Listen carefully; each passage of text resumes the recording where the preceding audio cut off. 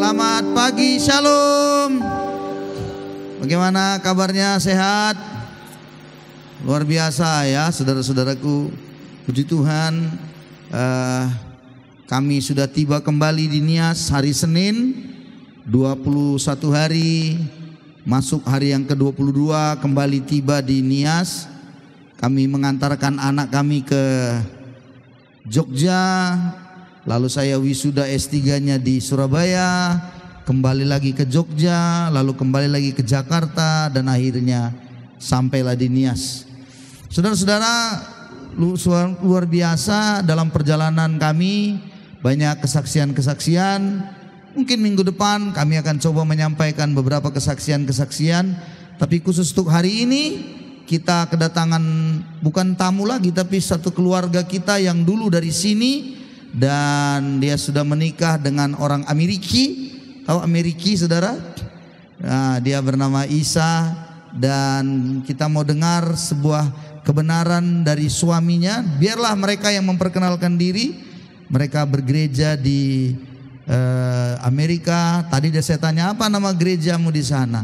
Dia bilang Bethel Church, gereja Bethel, dan itu saya tahu itu adalah gereja yang seringkali menghasilkan nyanyian lagu-lagu baru. Ya, Bethel Church dari Amerika. Dan saya hari ini memberikan sebuah kesempatan mereka berbicara untuk menyampaikan firman Tuhan, diterjemahkan oleh istri. Jadi suami istri hari ini menyampaikan kebenaran. Kita sambut dengan sukacita. Mari kita beri tepuk tangan. Come on.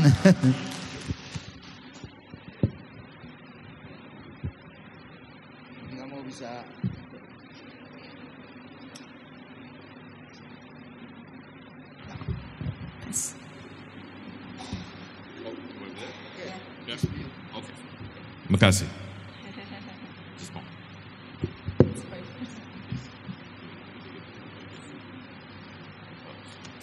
Shalom. That's my line. Shalom. Shalom ya. Selamat pagi. Puji Tuhan. Haleluya. That's about all my bahasa. Itu aja bahasa Indonesia yang bisa tahu. All right, shall we pray? Mari kita berdoa. Father God, we thank you that you brought us here all safely today. Bapa di surga, kami bersyukur pada hari ini Engkau telah membawa kami bersama-sama di tempat ini dengan selamat. We thank you that you are a good Father. Kami bersyukur bahwa Engkau adalah Allah yang sangat baik.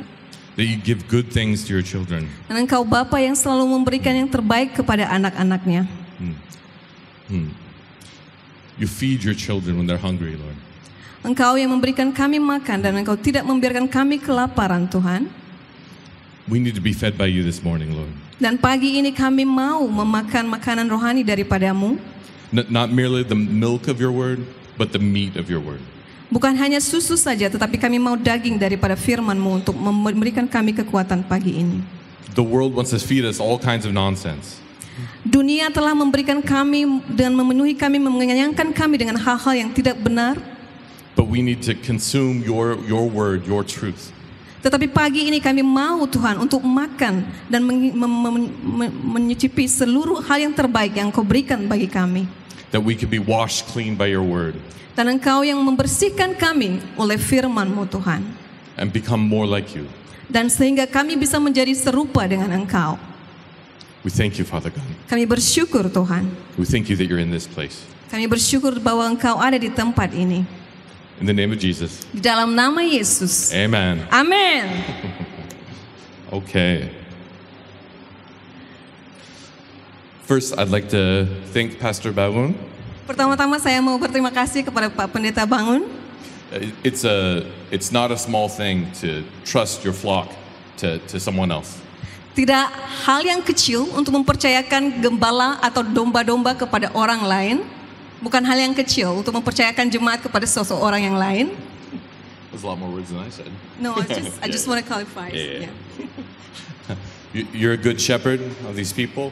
Bapak adalah seorang gembala yang sangat baik kepada orang-orang di tempat ini, kepada jemaat.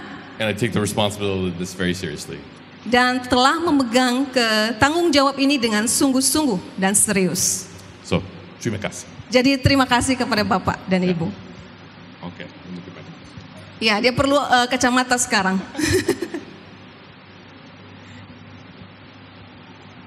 Before I introduce myself, Sebelum saya memperkenalkan diri, I wanted to share something I experienced on Thursday when we landed here in Nias. saya mau saksikan sedikit apa yang saya secara pribadi dalam roh alami waktu dalam landing atau mendarat di Nias.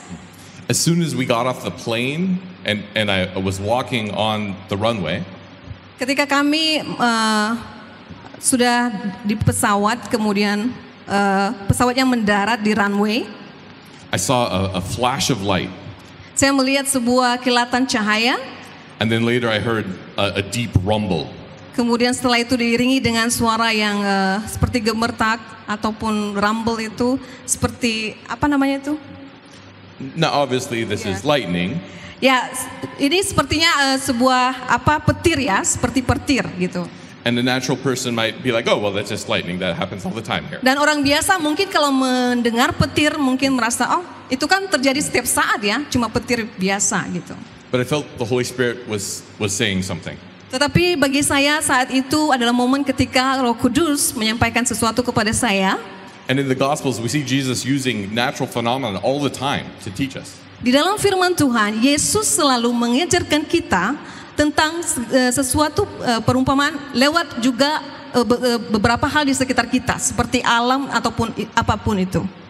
And what I think God was speaking to us in that loud rumble Dan apa yang saya rasakan ketika suara petir itu saya dengar, seperti Tuhan sedang menyampaikan sesuatu, is that God is powerful here.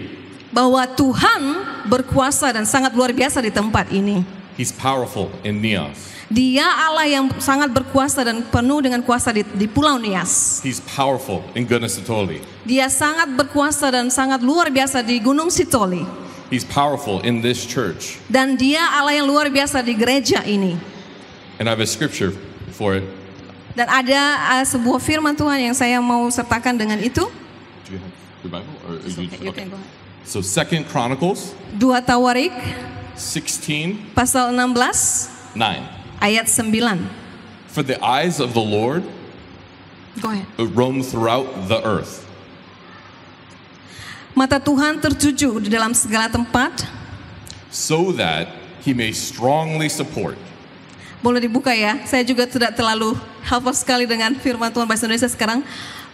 Karena mata Tuhan tertuju. Mari kita baca bersama-sama. Let's ask them to read together. Okay, yeah. Mari kita baca bersama-sama. 1, 2, 3. Karena mata Tuhan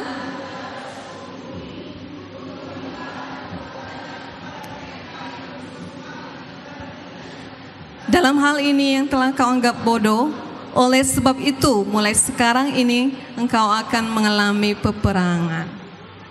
God's looking to support you. Jadi hari ini Tuhan sedang mencari engkau untuk mendukungmu.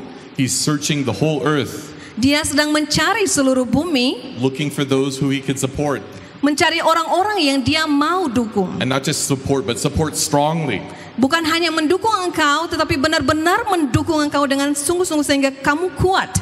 If you have a situation in your life where you need God's strong support, Apabila saudara, bapak, ibu sekarang ini berada dalam situasi engkau membutuhkan Tuhan untuk mendukungmu, he wants to support you. Dia mau mendukung saudara. All he asks is that your heart is wholly his. Semua yang Tuhan minta hanyalah hatimu yang mau untuk diberikan kepadanya. Amen? Amin. Puji Tuhan. Puji Tuhan.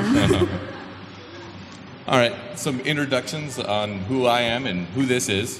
Jadi saya akan mulai memperkenalkan diri dan juga siapa ini. My first visit to Nias was 8 years ago in July of 2017.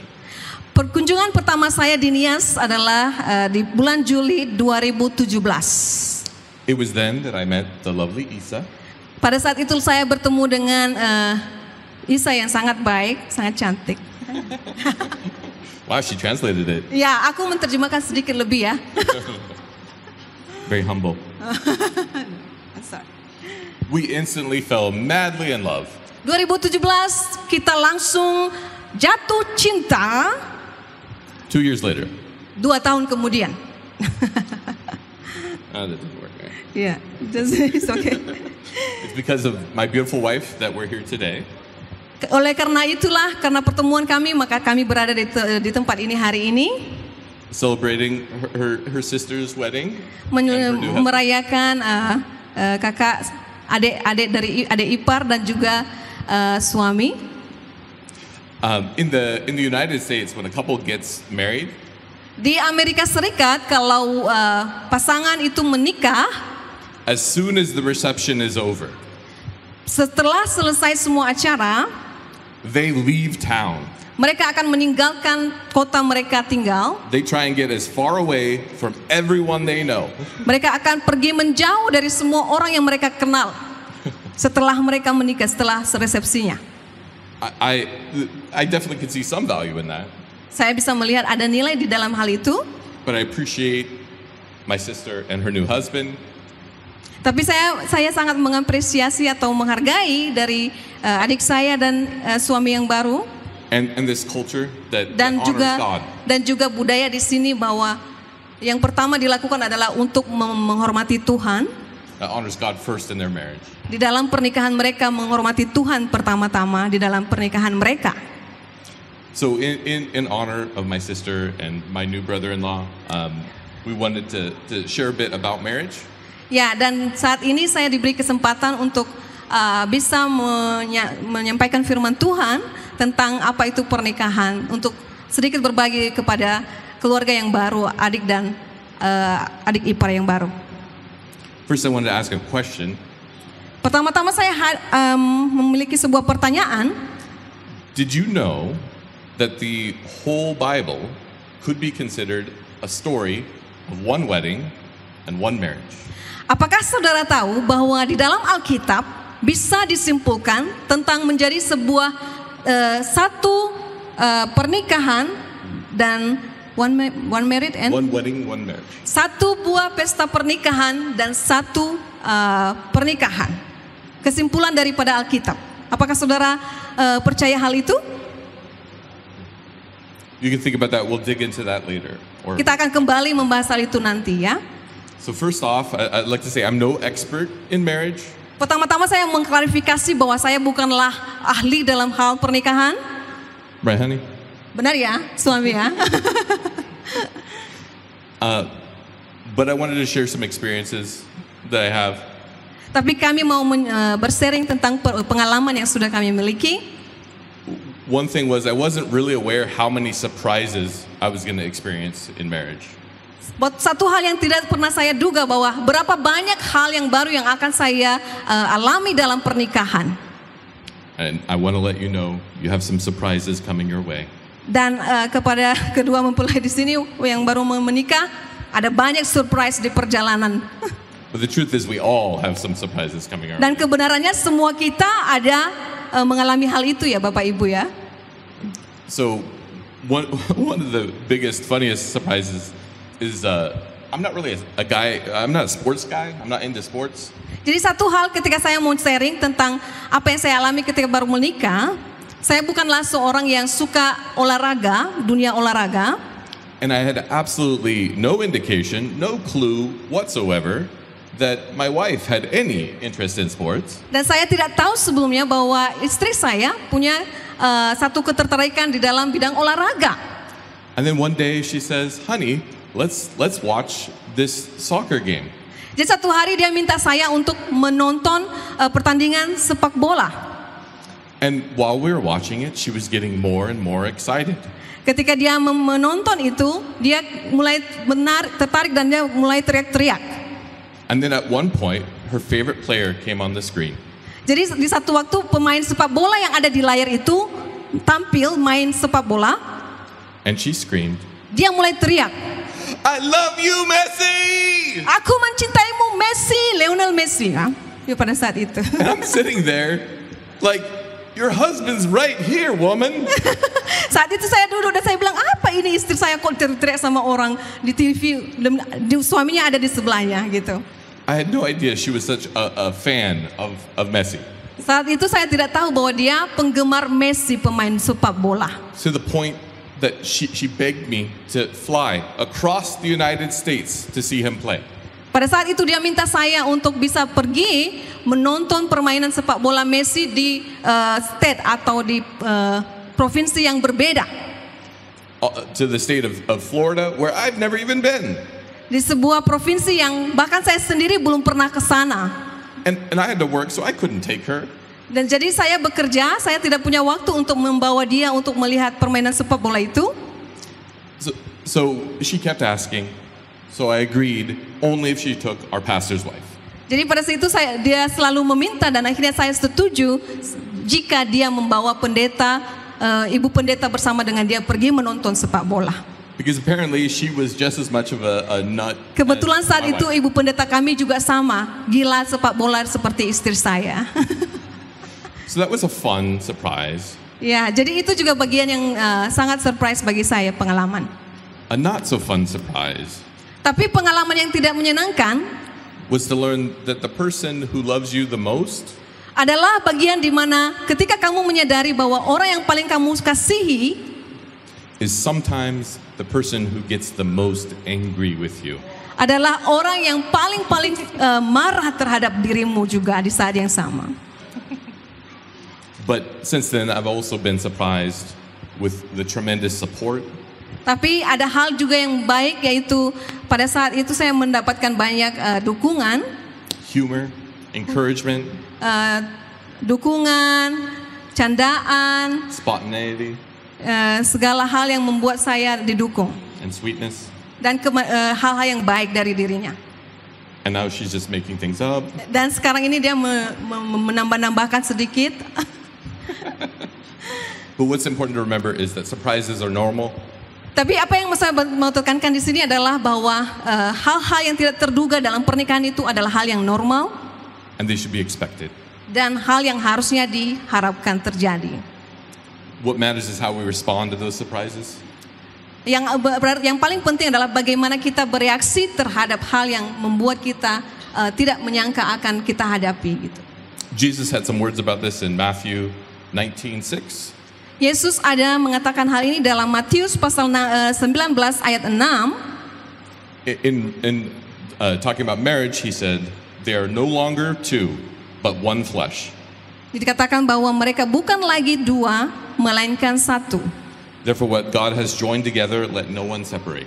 Karena itu, apa yang telah dipersatukan Allah tidak boleh diceraikan manusia.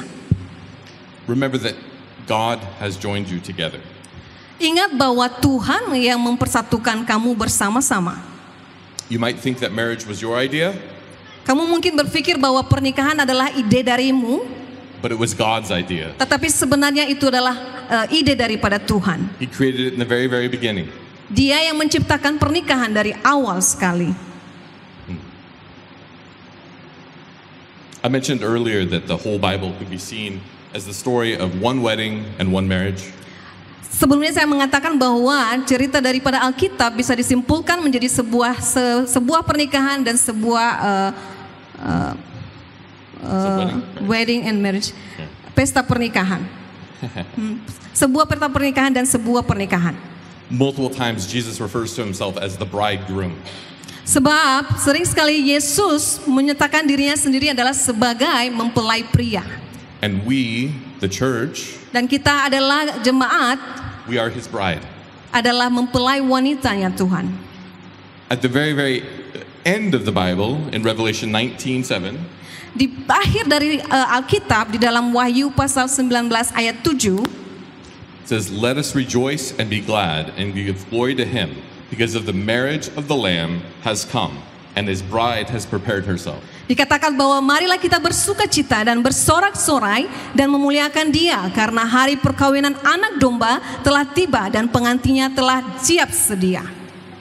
You see, from the very first marriage Kita melihat bahwa dari pernikahan pertama to the very last earthly marriage, dan pada akhir sekali daripada pernikahan yang ada di dunia, they are prophetic signs pointing to the one to come. ada sebuah nubuatan bahwa akan ada sebuah hal yang datang. Our marriages here are temporary. pernikahan kita di bumi adalah sementara They are until death do us part. sampai maut memisahkan kita. But there's a marriage to come that will never end, Tetapi ada pernikahan yang selama-lamanya abadi, yang tidak pernah berakhir, that will be perfect. yang akan menjadi sempurna. There'll still be surprises, Mungkin akan ada banyak juga hal yang membuat kita surprise, hal yang tidak terduga, but they'll all be good. tetapi semua akan menjadi baik, adalah hal-hal yang baik yang akan datang. Amen. So the question is then, how do we live now Pertanyaannya adalah bagaimana kita menghidupi hidup kita sekarang as husbands, sebagai suami, as wives, sebagai istri, and together as the bride of Christ? dan bersama-sama sebagai mempelai wanitanya Tuhan.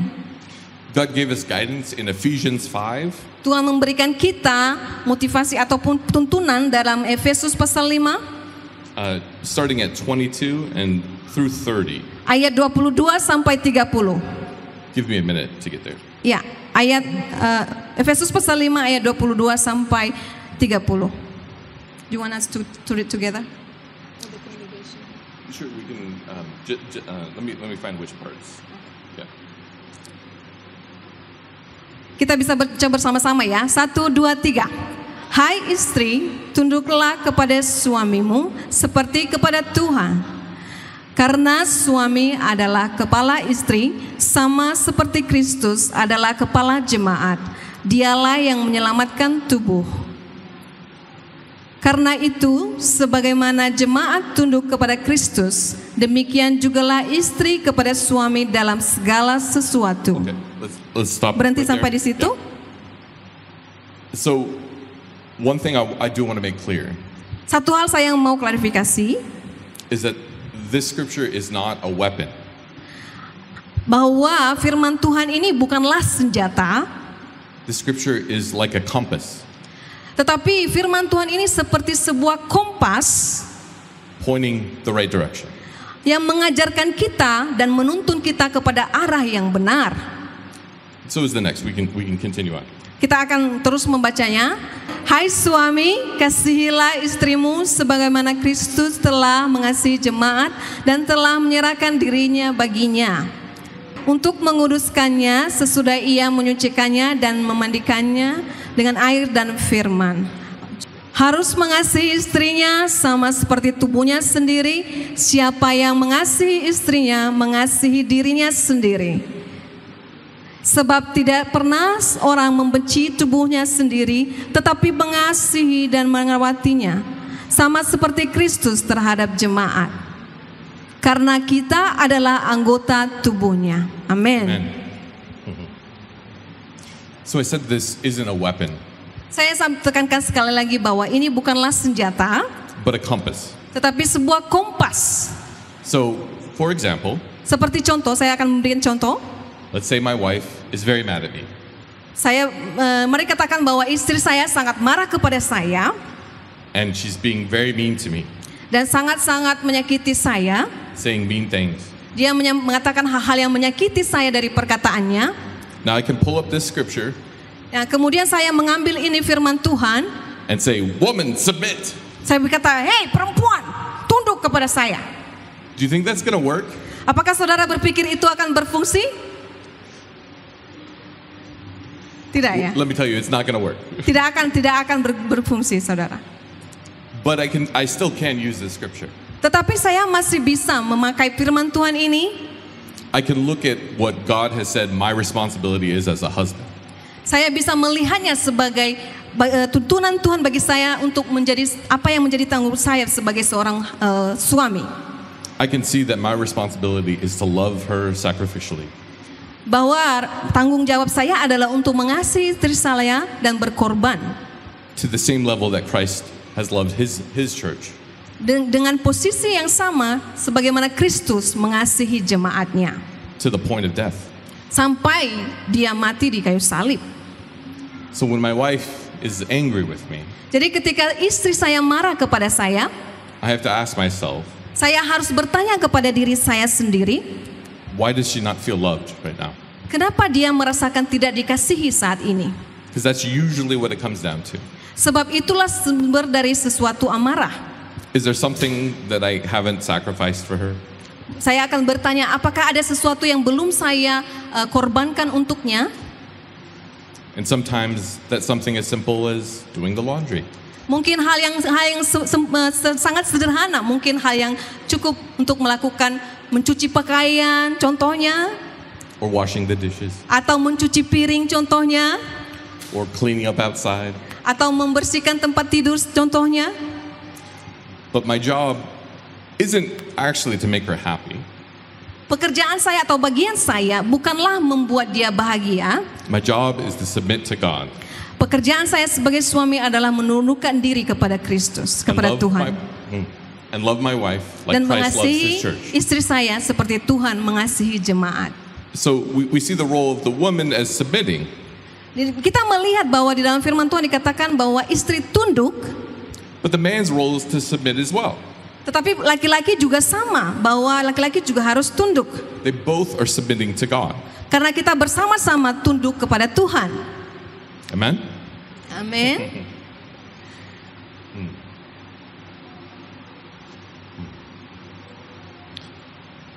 Likewise, Sama seperti ini, saudara. the wife's role is to submit.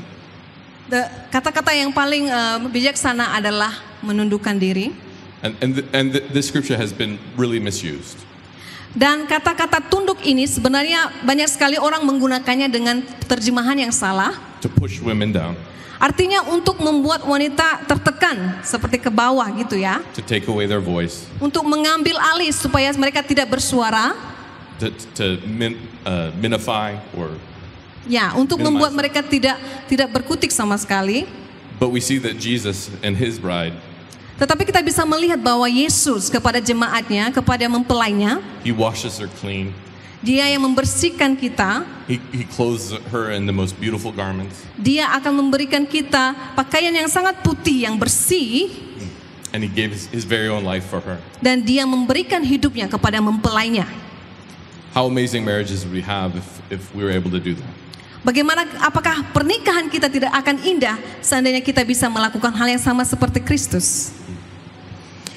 Jesus modeled both of these forms of submission in his ministry.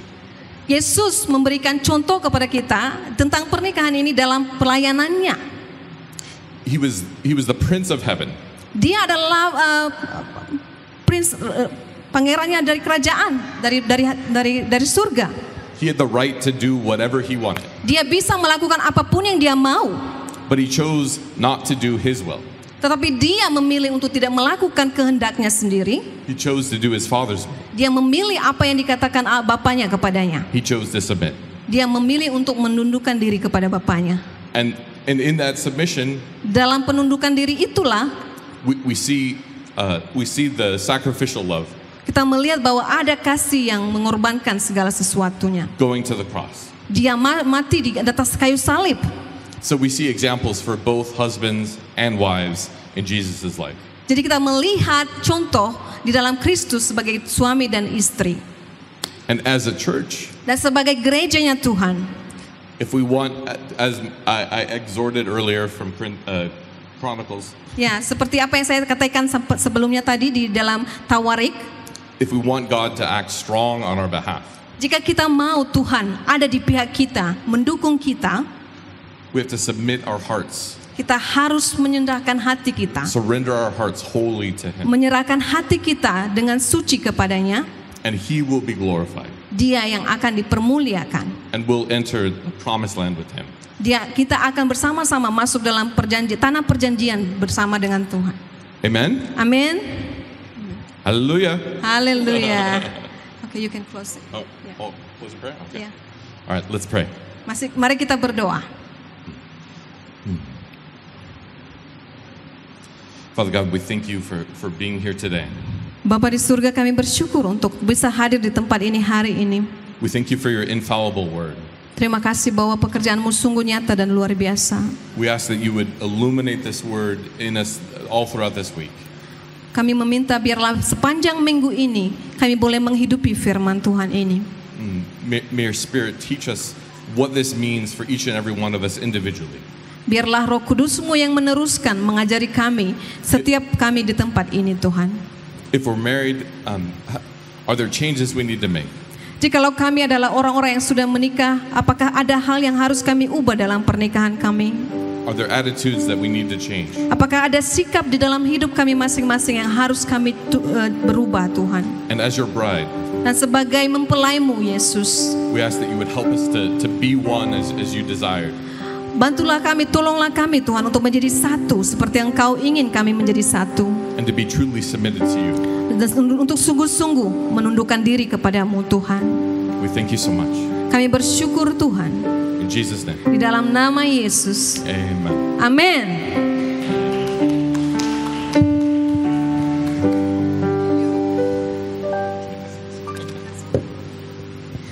Cek, iya. Saudara-saudara, berbicara tentang pernikahan, maka itu sebenarnya sedang berbicara tentang hubungan dengan Tuhan. Katakan amin. Dengarkan saya baik-baik. Hari ini sudah menikah, kitab Kejadian dimulai dengan sebuah peristiwa pernikahan, maka kitab Wahyu diakhiri juga dengan sebuah peristiwa pernikahan. Itu berbicara tentang keluarga yang harus kita pertahankan. Saya tahu banyak kita yang terluka. Istri terluka, suami juga terluka, dan itu bisa saja terjadi. Jangan lupa bahwa tunduk itu sebuah sikap hati yang harus terus jalan. Mengapa istri susah tunduk pada suaminya? Jawabannya, karena suami tidak tunduk. Tidak tunduk pada siapa? Pada istri kah? Bukan. Hierarkinya Kristus, lalu suami, lalu istri. Istri tunduk pada suami, suami tunduk pada siapa? Suami harus tunduk pada Kristus. Mengapa istri susah tunduk pada suaminya? Jawabannya, karena suaminya susah kali tunduk pada Kristus. Persoalan besar terjadi di berbagai belahan dunia adalah ketika dituntut istri menundukkan diri pada suami, lupa bahwa suami harus dituntut menundukkan diri pada Kristus. Persoalan besar akan selalu terjadi ketika hal hierarki ini tidak berjalan dengan baik. Sebelum kita pulang, hai Bapak, hari ini saya ajak engkau belajar untuk menundukkan diri pada Kristus, menundukkan diri pada firman-Nya.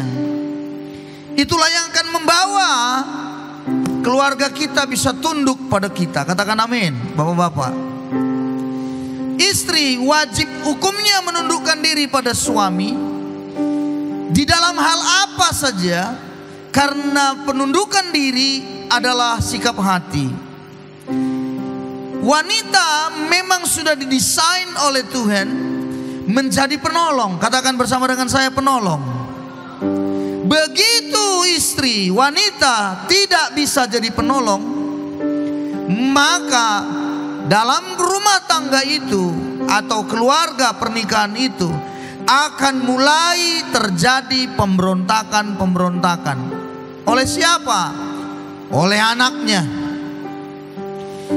Maafkan saya kalau saya berkata jujur, banyak sekali anak-anak terluka ketika dia tidak bisa menguasai hatinya lagi, melihat sang penolongnya yang namanya ibunya itu tidak bisa menjadi orang yang netral, menjadi orang yang bisa menengahi dengan baik antara suaminya, bapak anak itu dengan anak itu.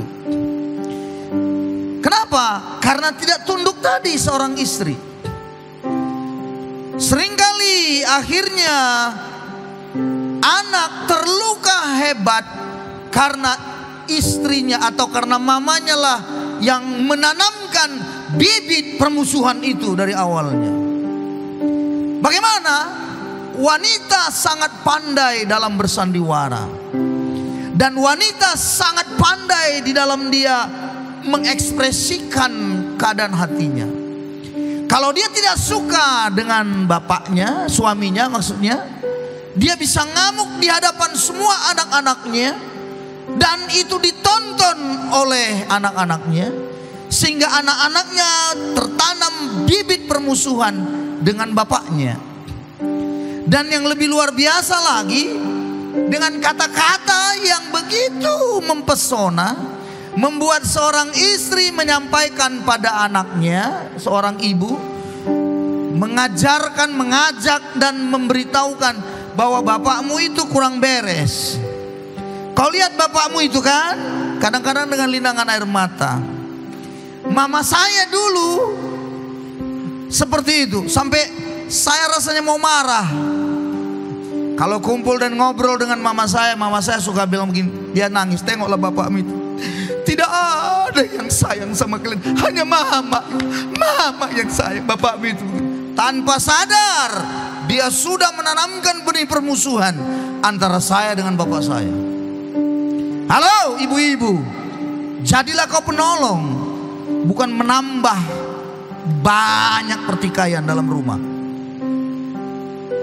Seringkali tanpa sadar, memang benar karena hati seorang istri yang terluka itu membuat dia melukai banyak orang. Tanpa sadar dia juga sudah melukai anak-anaknya. Ditambahnya luka itu terus menerus. Oleh karena itu, sebelum kita pulang hari ini, karena berbicara tentang keluarga, mari kita cek siapa di sini bapak-bapak yang sulit kali menundukkan diri pada Kristus, sulit kali belajar firman Tuhan, sulit kali berbuat, melakukan perintah Tuhan. Sulit kali rasanya. Hari ini Anda harus betul-betul belajar untuk berkata, aku mau lebih lagi taat pada kebenaran. Kalau Anda Bapak taat pada kebenaran dengan sungguh, melakukan semua perintah dengan benar, tidak gampang. Saya katakan memang tidak gampang, tapi kita berupaya dengan sekuat tenaga. Mengapa? Karena kita adalah cerminan Kristus. Sama seperti Kristus mengorbankan nyawanya di kayu salib, menyelesaikan semua dosa dengan cara menyerahkan dirinya di kayu salib.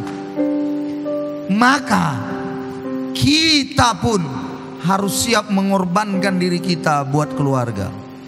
Bapak-bapak, kamu harus siap korban waktu. Mohon maaf, berapa banyak bapak sulit kali korban waktu bagi anaknya.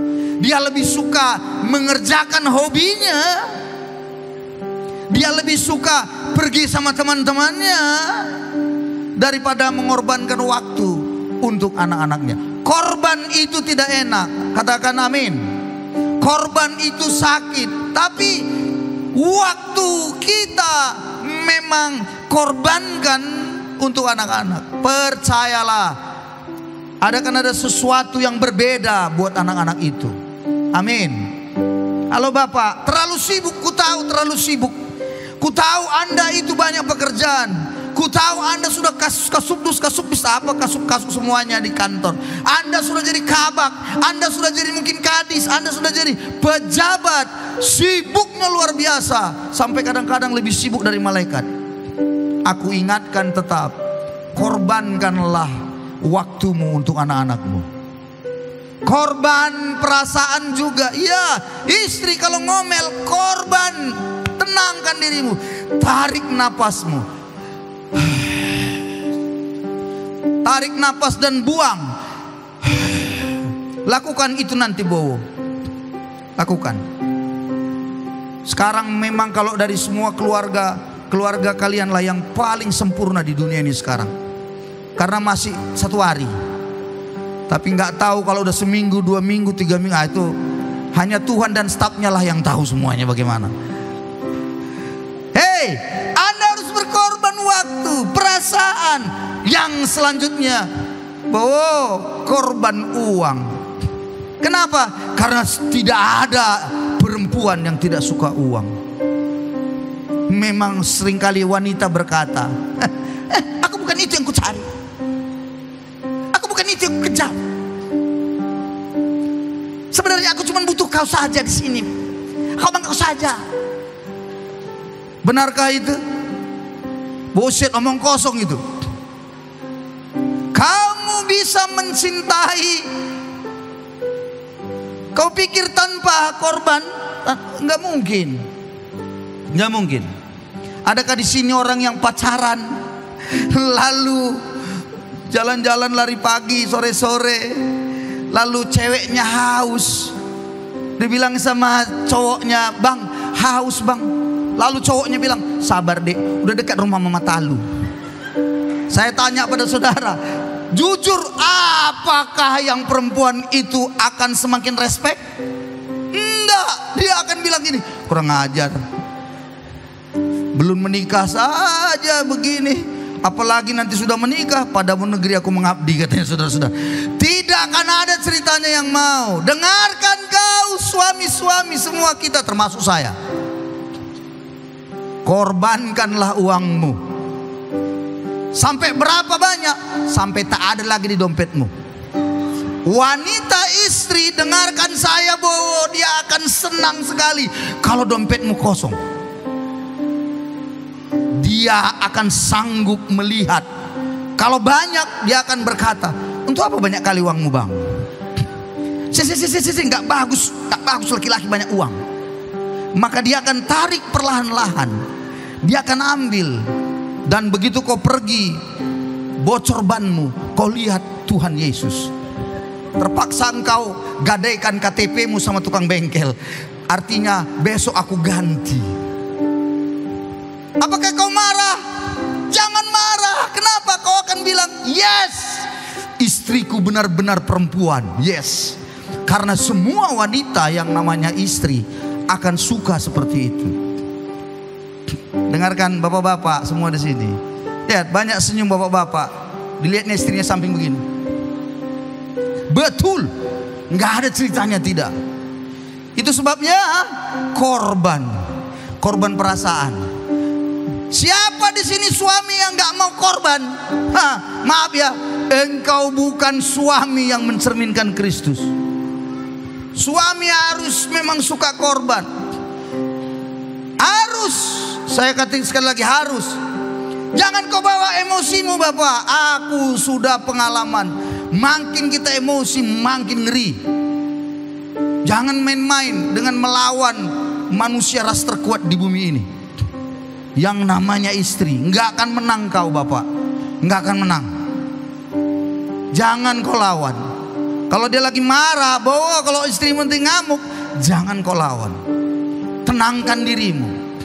Tarik napas dalam-dalam. Tatap wajahnya.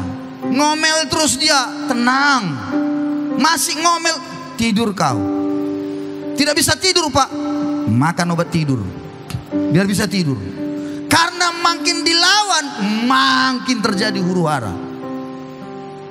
Dan ingat ya, semua keluarga akan menghadapi masa-masa yang seperti itu.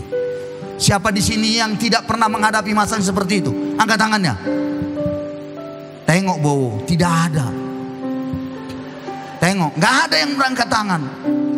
Aku cuma mengingatkanmu saja bang. Ya, jangan kau pikir pistol di kanan, pistol di kiri. Pistol di kanan, pistol di kiri. Dompet di tengah hilang juga, percayalah. Kalau udah berhadapan sama istri, nggak ada ceritanya orang yang kuat. Sampai dikatakan seorang jenderal pun apa yang terjadi?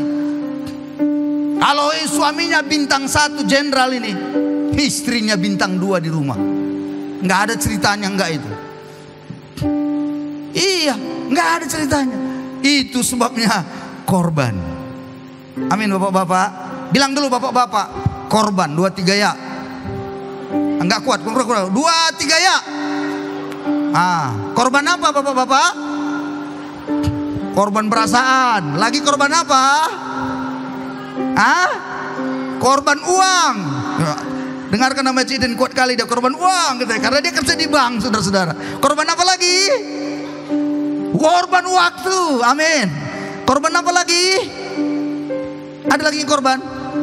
Hah? Korban perasaan, korban uang, korban waktu. Dan kita Bapak, anehnya semakin kita mengorbankan diri kita untuk keluarga, nanti lihat, lucu, semakin mesra kita dengan istri kita. Percayalah. Jadi kemesraan itu bukan ditunggu, tapi dijemput. Ngerti nggak saudara-saudara? Ditunggu-tunggu, kapan mesra? Kapan mesra? Ditunggu, kapan mesra? Nggak ada. Anda tunggu-tunggu nggak mungkin mesra. Anda harus berbuat sesuatu supaya bisa mesra. Amin saudara-saudara. Saya tanya saudara, kemesraan itu butuhkah sesuatu yang formal? Hah? Butuh formal? Coba dulu. Waktu dulu pacaran kalian Bowo, waktu bertemu kalian sudah berjanji dan akhirnya kalian bertemu di sanalah, dibilang dulu di kelapa muda yang minum kelapa muda. Mungkin berhadap-hadapan. Adakah formalitas di situ berbicara? Apakah duduk di situ lalu bilang, terima kasih Dek, kau sudah datang atas undanganku semalam. Maka pada hari ini Dek, kita akan membicarakan beberapa hal. Yang pertama, dampak kenaikan jengkol terhadap pernikahan kita nanti. Poin yang kedua, apa begitu? Nggak ada ceritanya formal, nggak ada semua. Dan yang lucunya hanya tatap-tatapan. 3 jam hanya tatap-tatapan. Itu tadi yang dibilang love, cinta itu di situ. Jadi menatapnya itu cinta. Mungkin yang wanita siin bilang, kenapa kau tengok-tengok bang? Ayo gimana? Jadi malu aku. Tidak ada formalitas, tidak ada di situ. Ada kata-kata preambul yang menghormati saya, Bapak Pendeta yang menghormati saya, Bapak Camat. Nggak ada. Nggak ada di situ kata penghormatan, kata sambutan. Selalu spontanitas. Jadi Bapak, spontanitas engkau. Kalau kau mengalami apapun di keluargamu, belajarlah engkau berkorban. Amin. Amin. Saya sudah ngalami. Aduh, tolong Tuhan. Ya, saya percaya bapak-bapak semua yang lain. Ya, aku tengok lebih parah lagi kulit ini banyak saudara-saudara. Tapi tidak mungkin Tuhan tinggalkan. Lihat ayatnya tadi bilang, Allah melihat dengan mata ke seluruh penjuru. Untuk apa?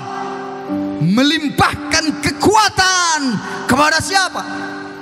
Mereka yang bersungguh hati. Jadi kenapa saya masih bisa bertahan dalam pernikahan sampai hari ini? Kenapa Ibu Gembala masih bisa bertahan melihat saya sampai hari ini?